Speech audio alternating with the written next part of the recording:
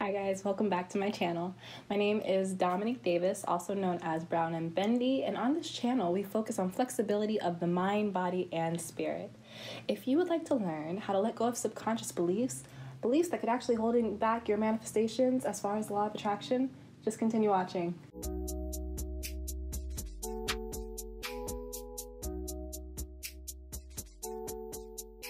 This is actually part 2 to a video I posted the week before last week.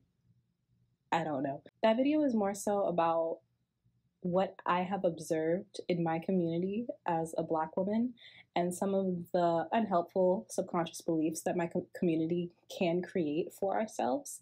And in part 2, this video, I want to talk about how to get rid of subconscious beliefs in general, or at least, give them less power so that they don't have control over our choices, how we see the world, and what we manifest. I don't know where to look. It's like this tea is just so hot and I just want to sip it, but I can't because it's so hot. Okay, let me put that over there. God, please don't drop. Okay, so we're gonna jump right in.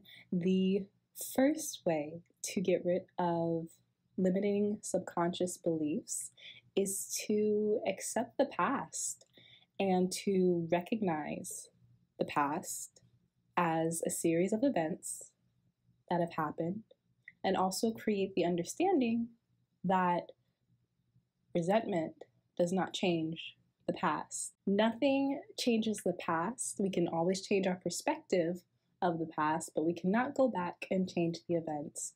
So accepting the past for what it is the first step to changing limiting subconscious beliefs. The second one is forgiveness. And I know that a lot of people think that this step is optional and that you can't forgive people who have done certain things to you.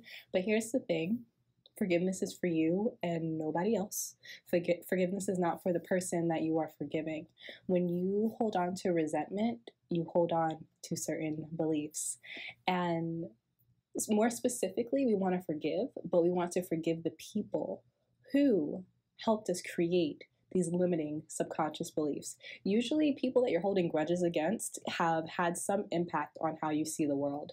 So looking at childhood, this could be parents, this could be siblings, a bully, a teacher, anyone in your life who had a hand in you creating beliefs that impact your life in a negative way. So you want to forgive them. You want to forgive them for the way that they treated you, the way that they may have manipulated you, the way that they taught you to see the world. Once you forgive them, you're taking control of your own narrative, and that's a big step. The final step is understanding that your subconscious beliefs, the ones that do not serve you, do not belong to you. We come from God, the universe, whatever you want. We come from a God, we come from a universe that created us out of perfect love, out of source energy. I'm trying to use vocabulary that works for different audiences because I believe it's all the same thing. But we were created out of a divine love. So we have no flaws, period. The flaws that we have were created through conditioning, but as children, we are innocent and perfect. So the thoughts that we begin to develop about ourselves and the insecurities that we begin to develop, those don't come from us. They come from people, or they come from societal conditioning that we may have been exposed to, and they help us create the thoughts of, I'm fat, I'm too dark-skinned to be pretty, I will never make money. We learn these things from outside sources when we are very young. So this step, the final step, is to start being mindful and to start being conscious. And when you start to get these limiting thoughts, side note, how to understand when you have limiting thoughts, Your emotions. Your emotions let you know when you're thinking about something that is not aligned with your higher purpose. I will link my video to emotional standpoints in the description box. But yeah, we get all of these thoughts, and when a thought comes and you start to get a gross feeling, that thought doesn't belong to you. It was a thought that was planted in your head that you believe, but your higher self doesn't believe. So when those thoughts come and you get that gross feeling, you have to learn to stop and say, what is this?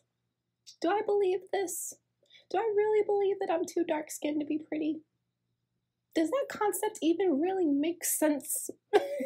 You have to question things. You have to challenge your thoughts. Just as, imagine if you were this age, whatever age you are watching this video, when the person who has influenced your life so much came into your life, you would challenge them. You would say, why are you talking to me that way? Why are you trying to make me believe these things? But when we're younger, we don't know to do that. So, but what we can do today, what we can do right now, is challenge our thoughts. It's hard because challenging our thoughts means that we're opening ourselves up to a new way of thinking, and our brain really likes to protect us. Our brain really likes to feel like it knows everything, because if our brain knows everything, nothing has to change, because change is scary. Okay, so your brain is going to try to protect you, but you got to get over the hump, and you got to be open to learning new things and thinking a different way, because that's going to get you into true connection with your highest self, your highest purpose, your happiest self, and honestly, your genuine self. You can start to dust off all this crap, all this not fun stuff that has fallen on top of us for years. You can dust that all off and get back to you, because that's really the point. And getting back to you is the only way to create manifestations, really understand what you want as a person, and be genuinely happy. So last step is important. Being mindful of beliefs when they pop into your head, and learning how to disassociate with them. I know, I make it all sound so simple. It's not as simple as it sounds. I'm just giving you the steps. All the hard work is up to you. But it's hard, I'm not gonna lie, but it's so rewarding, and it makes life so much simpler when you start to see everything through the lens that you decided to see it through, not through the people who have helped raise you and show you life. So yeah, that is all I have for today. I really hope you enjoyed this video. I really hope that there was some takeaway for you. I enjoy making these videos, and I enjoy talking to you. If you like my channel, please subscribe, give this video a thumbs up, and comment. I think that's all I have for today. I will see you guys next video. Bye.